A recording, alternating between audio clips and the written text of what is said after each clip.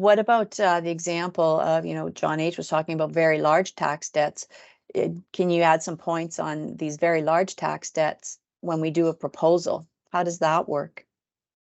So if the tax debt is significantly higher, like so let's say for instance over 250,000, then the proposal becomes a little bit more complicated. So it's a Division 1 proposal, and typically that type of proposal is for normally corporations and high net worth individuals. So it is court driven, like the system in place right now that as part of the amendments made proposals a lot more accessible to the average everyday person.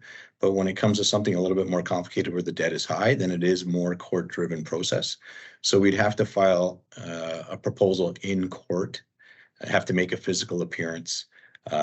You may want to engage counsel, like John was referring to, in a bankruptcy when it comes to a discharge when you have high tax debt. So it is possible. It's just a little bit more complicated.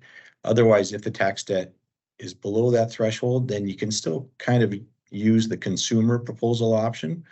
And that is kind of a more a generic, kind of like straightforward, no actual physical court appearance. There's deemed court approval, but generally if you get the acceptance or a positive vote from CRA and it's below the $250,000 threshold, then you can utilize this kind of fast track process.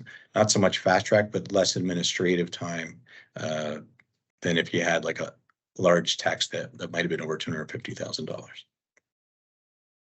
And I think we probably can all say that we've filed and administered proposals with Revenue Canada, with CRA, that anywhere from low amounts is ultimately what was settled on. And sometimes it's even 100 cents on the dollar of the amount that a person owes to CRA at this moment in time, but it comes up with a plan. Think of a proposal like a plan. And so usually there's some type of plan we can put together, and it just varies depending on the case.